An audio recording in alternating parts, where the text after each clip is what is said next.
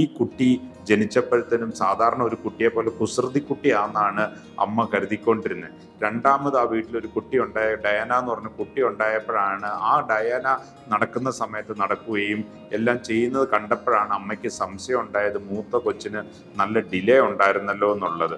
അങ്ങനെ അംഗൻവാടിയിൽ ചെന്നപ്പോൾ ടീച്ചർ പറഞ്ഞു ഡോക്ടറെ കാണണമെന്ന്. ആ ഡോക്ടറെ കണ്ടപ്പോഴാണ് പറഞ്ഞ ഒരു തെറാപ്പി സെന്ററിൽ പോകണമെന്ന്.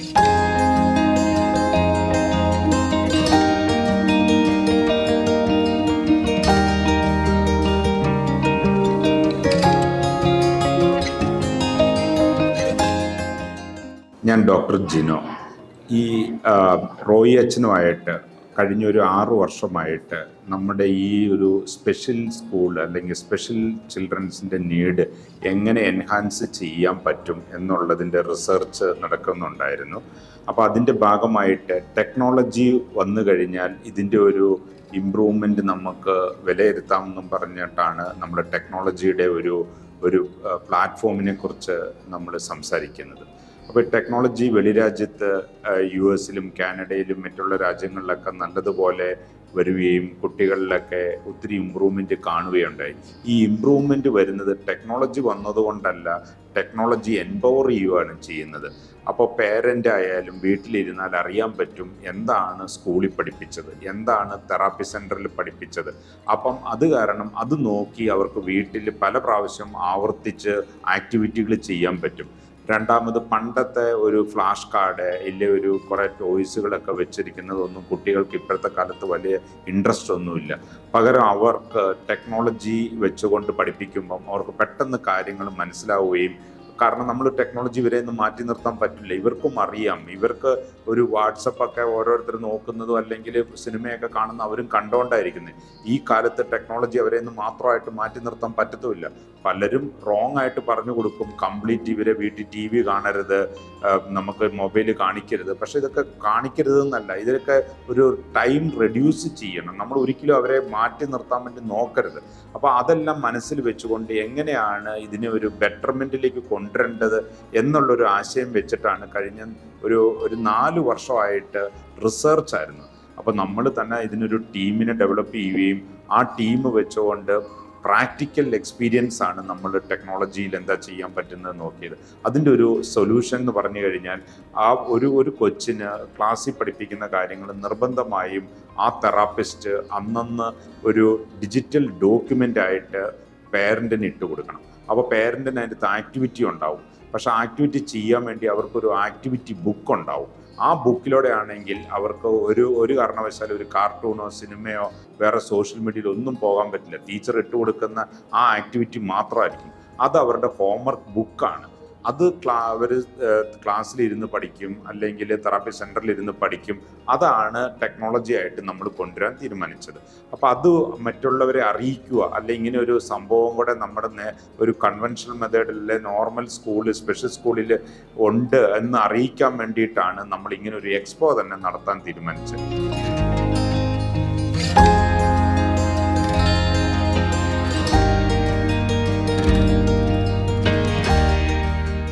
ബുദ്ധിപരമായ പരിമിതിയുള്ളവരെ ചേർത്ത് നിർത്തുക പൊതുസമൂഹത്തിൽപ്പെട്ട നാം എവിടെയും വലിയ ഒരു ഉത്തരവാദിത്വം കടമയുമാണ് എന്നുള്ള തിരിച്ചറിവിൻ്റെ പശ്ചാത്തലത്തിലാണ് സദ്ഗമയ ഏഞ്ചൽസ് എബിലിറ്റി ഫസ്റ്റ് ഭിന്നശേഷിയുടെ സർഗാത്മകതയുടെ ഉത്സവം കോട്ടയം പൊൻകുന്നം ഏഞ്ചൽസ് വില്ലേജിൽ 4 ദിവസമായി ആഘോഷിച്ചുകൊണ്ടിരിക്കുക.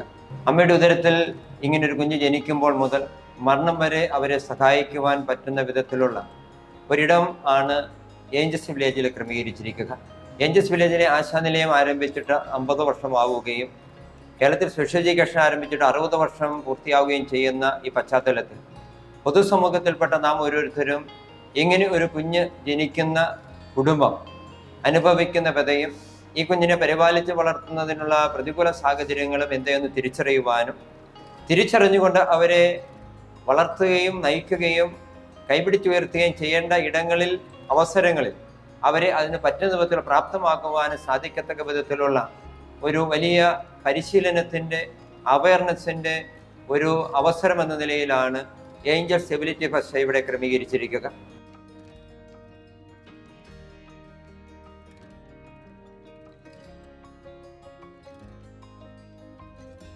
ബുദ്ധിപരമായ പരിമിതിയുള്ള ഒരു കുഞ്ഞ് ഒരു വീട്ടിൽ ജനിച്ചു എന്നത് ആ മാതാവിൻ്റെ പിതാവിൻ്റെയോ ഏതെങ്കിലും ഒരു കുറവല്ല.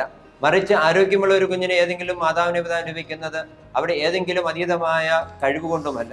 അങ്ങനെയെങ്കിൽ ബലഹീനതകളുള്ള പരിമിതികളുള്ള ഈ കുഞ്ഞിനെ വളർത്തുന്ന മാതാപിതാക്കന്മാരോട് ചേർന്ന് നിന്നുകൊണ്ട് അവരെ നയിക്കുവാനും വളർത്തുവാനും സമൂഹത്തിന് മുഖ്യധാരയിലേക്ക് വളർന്നു വരുന്നതിനുള്ള തടസ്സങ്ങൾ പരിഹരിച്ചുകൊണ്ട് ഈ സമൂഹത്തിന്റെ ഭാഗമായി അവർക്ക് വളരുവാനുള്ളൊരിടം, ഒരവസരം, ഒരു സാധ്യത സംജാതമാക്കുവാനുള്ള വലിയ ലക്ഷ്യത്തോടു കൂടിയാണ് ഈ ഒരു എക്സിബിഷൻ ക്രമീകരിച്ചിരിക്കുക. ഇതിനോട് ആയിരക്കണക്കിന് 10,000-കണക്കിന് ആൾക്കാർ കൂറ് കാണിക്കുകയും ഇവിടെ സന്ദർശനം നടത്തുകയും അവരവരുടേതായ ഇടങ്ങളിൽ അത് വികസിപ്പിക്കുകയും വളർത്തുകയും ഈ മെസ്സേജ് കൊടുക്കുകയും ചെയ്യുന്നതിന് സഹകരിച്ചു എന്നുള്ളത് ഏറെ സന്തോഷകരമായ കാര്യമാണ്. ഇത് ഓരോ മൈൽ സ്റ്റോൺസ് ആണ് കാണിച്ചത്. ഇത് സൗണ്ട് ഡെവലപ്മെന്റ് ചേർത്തത് ഓരോ സൗണ്ട് കൊണ്ട് ഓരോ ഏജിലാണ് അക്വയർ ചെയ്യുന്നത്. ആദ്യം ഒക്കെ പറയും, പിന്നെ ലേറ്റ് സ്റ്റേജിലാണ് ഒക്കെ പറയുന്നത്. ഇത് ഓരോ സൗണ്ട്സ് പറയുമ്പോൾ കുട്ടികളുടെ ടങ് പൊസിഷൻസും ലിപ്പും ഒക്കെ എങ്ങനെയാണ് വെക്കേണ്ടതെന്ന് കാണിച്ചിരിക്കുന്നത്. നാക്കിന് കെട്ടോ അല്ലെങ്കിൽ മുച്ചുണ്ടോ ഒക്കെ വരുമ്പോൾ കുട്ടികൾക്ക് സംസാരിക്കാനുള്ള ബുദ്ധിമുട്ടുണ്ടാകും. അതുകൊണ്ട് സ്പീച്ച് തെറാപ്പി ഇന്റർവെൻഷൻ അത്യാവശ്യമാണ്.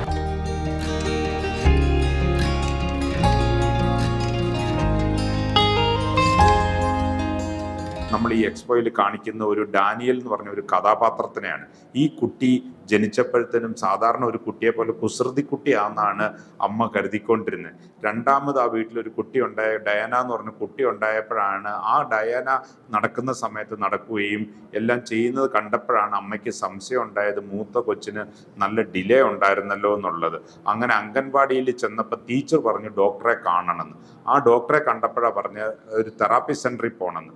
അങ്ങനെ ആ കൊച്ചിൻ്റെ ഒരു കഥയായിട്ട് തെറാപ്പി സെൻറ്ററിൽ വരുന്നതാണ്. ഇവിടെ കൊണ്ടുപോകാൻ വേണ്ടിയിട്ട് ഒരു എയർലി ഇൻ്റർവെൻഷന് തപ്പി നടക്കുവാണ്. അങ്ങനെ അവർ ഒരു എയർലി ഇൻ്റർവെൻഷൻ സെൻറ്ററിൽ വന്നു. എയർലി ഇൻ്റർവെൻഷൻ സെൻറ്ററിൽ വന്ന് മുമ്പ് ഞാൻ പറഞ്ഞതുപോലെ ആദ്യം അവരൊരു സോഷ്യൽ വർക്കറാണ് കാണാൻ പോകുന്നത്. സോഷ്യൽ വർക്കർ എല്ലാ കാര്യങ്ങളും എക്സ്പ്ലെയിൻ ചെയ്ത് കൊടുക്കും.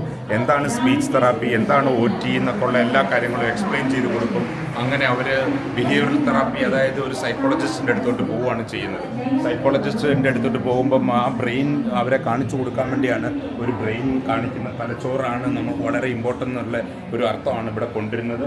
ഇതിൻ്റെ അകത്തോട്ട് ബ്രെയിനിൻ്റെ അകത്തോട്ട് നമ്മൾ വന്നു കഴിഞ്ഞാൽ നമുക്ക് ഇവർ സൈക്കോളജിസ്റ്റുകളാണ്.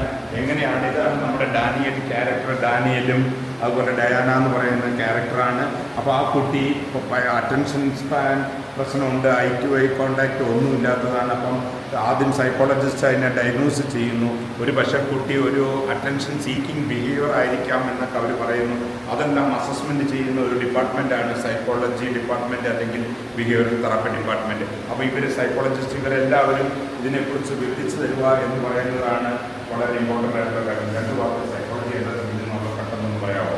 നമ്മളീ പറഞ്ഞതുപോലെ കുഞ്ഞുങ്ങളിൽ കാണുന്ന മാലഡാപ്റ്റീവ് ആയിട്ടുള്ള ബിഹേവിയേഴ്സ് മാറ്റി അതെങ്ങനെ സോഷ്യലി അക്സെപ്റ്റിംഗ് ആയിട്ടുള്ള ഒരു ബിഹേവിയറിലേക്ക് കൺവേർട്ട് ചെയ്യുക എന്നുള്ളതാണ് നമ്മൾ ചെയ്യുന്നത്. സാറ് പറഞ്ഞതുപോലെ ഡാനിയലിൻ്റെ ഒരു ബിഹേവിയർ ഇഷ്യൂ ആണ്. ക്ലാസ്സിൽ എപ്പോഴും ഷൗട്ട് ചെയ്യുന്ന കുട്ടിയാണ് ഡാനിയൽ. അവൻ എന്തിനാണ് ആ ബിഹേവിയർ കാണിക്കുന്നത് എന്നുള്ളതാണ് നമ്മൾ ആദ്യം കണ്ടെത്തേണ്ടത്. എന്നിട്ട് വേണം നമ്മൾ അതിനൊരു റെമഡി കൊടുക്കാൻ വേണ്ടിയിട്ട്. അപ്പോൾ ഓരോ തവണ കുട്ടി ഷൗട്ട് ചെയ്യുന്നതിന് പകരം കുട്ടീനോട് ക്ലാസ്സിൽ കൈ ഇറക്കി സംസാരിക്കാൻ വേണ്ടി നമ്മൾ പറയുകയാണ്. അതിന് വേണ്ടിയിട്ടുള്ള റീഇൻഫോഴ്സ്മെന്റ് കൊടുക്കുകയാണ്. ടെക്നോളജി എങ്ങനെയായിരിക്കും ഹെൽപ്പ് ചെയ്യാൻ പോകുന്നത് നമ്മുടെ വാക്ക് പറയുവാണെങ്കിൽ? നമ്മൾ ടെക്നോളജി പരമായിട്ട് കുഞ്ഞിന് ഈ അറ്റൻഷൻ സ്പാൻ കൂട്ടേണ്ട ആക്ടിവിറ്റീസ് ഒക്കെ നമ്മൾ ടാബ് ത്രൂ ആണ് കുഞ്ഞിന് കൊടുക്കുന്നത്. സോ ദാറ്റ് കുഞ്ഞിന് കൂടുതൽ എൻ്റർടൈനിങ്ങും ഈസി ആയിട്ട് ആ കോൺസെപ്റ്റ് ലേൺ ചെയ്യാന്നുള്ളത്. ഓരോ തവണ ഈ ആക്ടിവിറ്റി ഫിനിഷ് ചെയ്യുമ്പോഴും ഇമീഡിയറ്റ് ആയിട്ട് തന്നെ കുഞ്ഞിന് ആ റിവാർഡ് കിട്ടുകയാണ്. ആ സ്ക്രീനിലെ ക്ലാപ്പിങ്ങിൻ്റെ സൗണ്ടും കാര്യങ്ങളും വരികയാണ്. സോ കുട്ടി ആ ആക്ടിവിറ്റി കൂടുതലായിട്ട് കോൺസെൻട്രേഷനോട് ചെയ്യാൻ, ആ റിവാർഡ് കിട്ടാൻ വേണ്ടി കുഞ്ഞ് കൂടുതലായിട്ട് മോട്ടിവേറ്റഡ് ആവുകയാണ് ചെയ്യുന്നത്. ഒരിക്കലുമില്ല. നമ്മൾ തെറാപ്പിസ്റ്റ് ചൂസ് ചെയ്ത് കൊടുക്കുന്ന ആക്ടിവിറ്റീസ് മാത്രമാണ് നമ്മൾ ഇതിൽ കിട്ടുന്നുള്ളത്. അതും ലിമിറ്റഡ് ടൈമിലേക്ക് മാത്രമേ നമ്മൾ കുഞ്ഞിന് കൊടുക്കുന്നുള്ളൂ. സ്പീച്ച് തെറാപ്പി എന്ന് പറഞ്ഞാൽ വായയുടെ ഒരു ഇമ്പോർട്ടൻ്റ് ഉള്ളത് കാരണമാണ് ഇതിൻ്റെ അകത്തോട്ടാണ് നമ്മൾ കയറി വരുന്നത്. എങ്ങനെയാണ് ഒരു കുട്ടിക്ക് എങ്ങനെയാണ് സ്പീച്ച് വരുന്നതെന്നുള്ള ഡിഫറെൻ്റ് ആയിട്ടുള്ള നമ്മുടെ അനാട്ടമി പൊസിഷൻസ് എല്ലാം അവർ കാണിക്കുന്നുണ്ട്. അതുകൂടാതെ തന്നെ ഒരു കേൾവി വളരെ ഇമ്പോർട്ടൻ്റ് ആണെന്ന് കാണിക്കാൻ വേണ്ടിയിട്ടാണ് കേൾവിയുടെ ഒരു മെഷീനും അതിൻ്റെ ചെവിയുടെയും എങ്ങനെയൊക്കെയാണെന്നുള്ള കാര്യങ്ങളൊക്കെയാണ് എക്സ്പ്ലെയിൻ ചെയ്ത് കൊടുക്കുന്നത്. ഓരോ വയസ്സിലുണ്ട് ഇന്ന കാര്യങ്ങൾ സംസാരിക്കണം. അതിനൊക്കെ എന്തെങ്കിലും ഡിലേ വന്നാലാണ് നമ്മൾ സ്പീച്ച് തെറാപ്പിസ്റ്റിനെ കൺസൾട്ട് ചെയ്യുകയും കാര്യങ്ങളൊക്കെ ചെയ്യുന്നത്. അപ്പോൾ കേൾവിക്കുറവ് കൊണ്ട് ഇങ്ങനത്തെ പ്രശ്നങ്ങൾ വരാം. അപ്പോൾ അതിന് വേണ്ടിയിട്ടാണ് കേൾവി ടെസ്റ്റ് ചെയ്യേണ്ടത് ഇമ്പോർട്ടൻ്റ് ആണെന്ന് നമ്മൾ പറയുന്നത്. Cake. I want a cake. ഇപ്പോൾ ഇത് തീരെ സംസാരിക്കാത്ത കുഞ്ഞുങ്ങൾക്ക് വേണ്ടിയിട്ടുള്ള ടൂളുകളാണ് AAC ടൂളുകൾ എന്ന് പറയും. അപ്പോൾ അവർക്ക് ഇത് ഉപയോഗിച്ചിട്ട് നമ്മളുമായിട്ട് അവരുടെ ആവശ്യങ്ങൾ കമ്മ്യൂണിക്കേറ്റ് ചെയ്യാനായിട്ട് അത് ഹെൽപ്പ് ചെയ്യും. പീഡിയാട്രിക് ഫിസിയോതെറാപ്പിയിലാണ്. എന്ത് കുട്ടികൾക്കുള്ള തെറാപ്പി എങ്ങനെയാണ് ഫിസിയോതെറാപ്പി ചെയ്യുന്നത് നമുക്ക് അകത്തിരുന്ന് ചോദിച്ച് മനസ്സിലാക്കാം. പിള്ളേരുടെ ന്യൂറോളജിക്കൽ, കാർഡിയോ റെസ്പിറേറ്ററി, ഓർത്തോപീഡിക് കണ്ടീഷൻസിലെ കുറവുകളെ പരിഹരിച്ച് എക്സസൈസ്, ഇലക്ട്രോതെറാപ്പി, ഈ തെറാപ്പികളിലൂടെ ഇപ്പോൾ നമുക്കാണ് കൂടുതൽ നമ്മൾ ടെക്നോളജിക്കലാണ് ചെയ്യുന്നത്. അതായത് ഇവിടെ വന്ന് തെറാപ്പി എടുക്കാൻ പറ്റാത്ത കുട്ടികൾക്ക് നമ്മൾ ഓൺലൈൻ സെക്ഷനായിട്ട് കണ്ടക്ട് ചെയ്യുന്നുണ്ട്. പിന്നെ അവർക്ക് ഓരോ ടാസ്കുകൾ നമ്മൾ ടാബ് വഴി ലഭ്യമാക്കി കൊടുക്കുന്നുണ്ട്.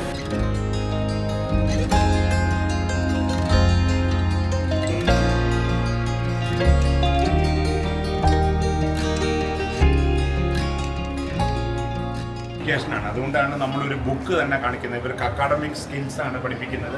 അപ്പോൾ അത് പഠിപ്പിക്കുന്ന ഒരു ഡിപ്പാർട്ട്മെൻറ്റാണ് സ്പെഷ്യൽ എഡ്യൂക്കേഷൻ എന്ന് പറഞ്ഞാൽ.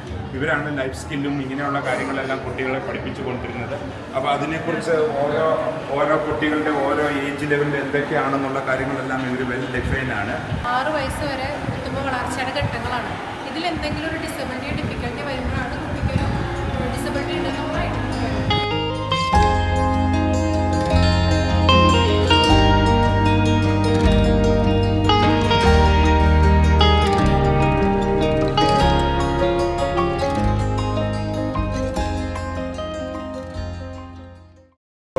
തൊട്ടും പഠിക്കാം. അതായത് ഇതാണ് പിള്ളേർക്ക് പറ്റുന്നത്. അല്ല ഡിജിറ്റൽ ആക്ടിവിറ്റി ബുക്ക് എന്ന് പറയുന്ന ഒരു കോൺസെപ്റ്റാണ്. കുട്ടികൾക്ക് ഇത് വന്നതിന് ശേഷമാണ് പല കുട്ടികളും, അതായത് നമുക്ക് 45 മിനിറ്റ് സമയവും നമ്മുടെ ക്ലാസ് റൂം മാക്സിമം ഉപയോഗിക്കാൻ പറ്റും ഈ ഒരു ആക്ടിവിറ്റി ബുക്കിലൂടെ. പിള്ളേരെ കോൺസെപ്റ്റുകളെല്ലാം പെട്ടെന്ന് പഠിപ്പിക്കാനും പറ്റും. വീട്ടിൽ പോയിരുന്ന അതേ രീതിയിൽ അവർക്ക് ചെയ്യാനും പറ്റും. കുട്ടികളെ പഠിപ്പിക്കുന്നതാണ് ഇപ്പം നമ്മളിത് കണ്ടുകൊണ്ടിരിക്കുന്നത്. അപ്പോൾ ഒരു ടീച്ചർ റിയൽ ബോൾ വെച്ചും പഠിപ്പിക്കും. അതുകൂടാതെ അവർക്ക് ഓരോരുത്തർക്കും ഓരോ ടാബും ഉണ്ടാവും. അപ്പോൾ ഓരോ ടാബ് ചെയ്യുമ്പോഴും ഓരോ കുട്ടിയുടെ സ്വന്തം ഡിവൈസാണ്. അപ്പോൾ ഇത് ആ കുട്ടിയുടെ കഴിവിനനുസരിച്ച് അവരെല്ലാം അസസ്മെൻറ്റ് ചെയ്തിട്ടിരിക്കുന്ന ഓരോ കുട്ടിയുടെയും ആ ഓരോ ആക്ടിവിറ്റി എല്ലാം ഇത് ഓട്ടോമാറ്റിക്കലി റെക്കോർഡ് ചെയ്യും.